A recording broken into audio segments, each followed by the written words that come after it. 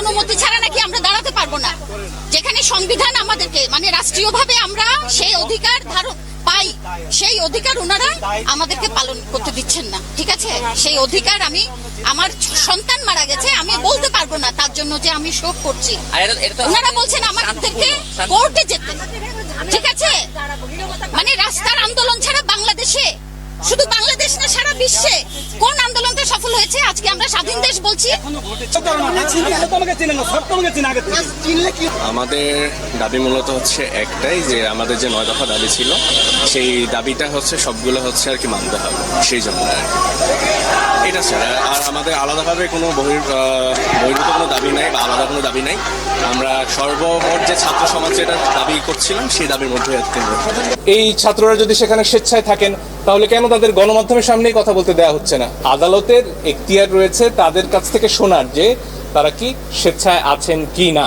Amnesty international পরিষ্কার বিবৃতি দিয়ে বলেছে এখানে প্রয়োজনের অতিরিক্ত বল প্রয়োগ করা হয়েছে। 3 বাহিনী, পুলিশ বাহিনী, র্যাব এবং সেনাবাহিনী, 3 বাহিনীর কথা উল্লেখ করে অ্যামনেস্টি ইন্টারন্যাশনাল বলছে যে গুলি চলেছে এবং অপ্রয়োজনে। রাষ্ট্রের প্রধান আইনজীবী জনাব এম আমির, এই সহিংসতায় সারা দেশে অনেক প্রাণহানির ঘটনা ঘটেছে।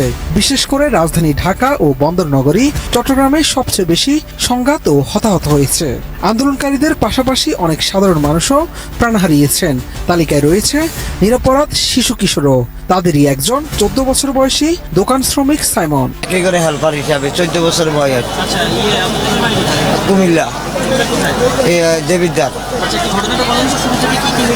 আমার ছেলে প্রতিদিন অফিসে যায়, 8টায় ছুটি হয়, কালকে 7টা বাজে আমার ছেলেরা অফিস থেকে গিয়ে ধরে নিয়ে আসছে।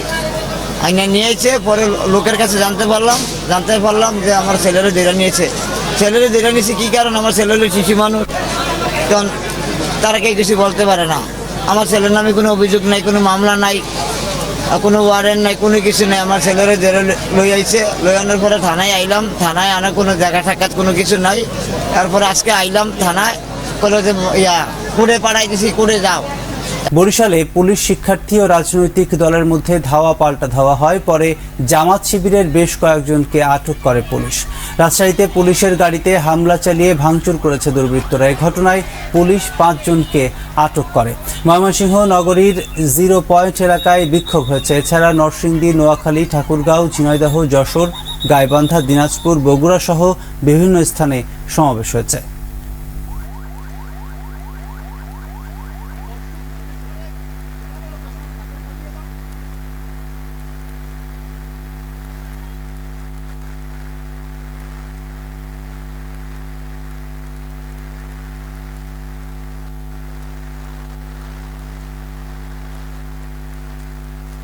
হ্যালো বন্ধুরা, কেমন আছেন? আশা করি অনেক ভালো আছেন।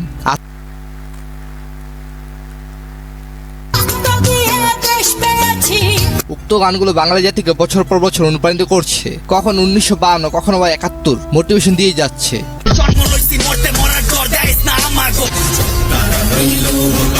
তো চলুন বেশি কথা না, লাইক দিয়ে শুরু করা যাক।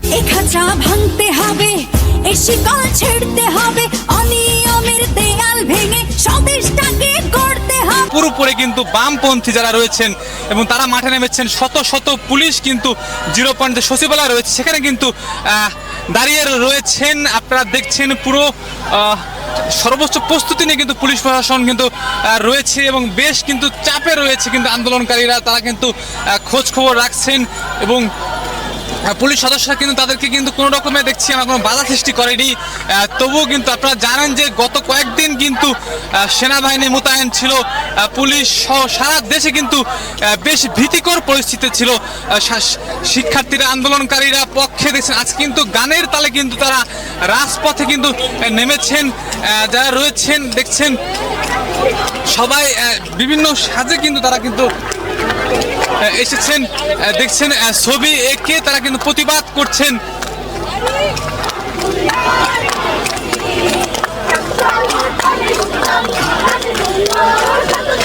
দেখছেন গানের তালে তালে কিন্তু তারা কিন্তু প্রতিবাদ কিন্তু করছেন।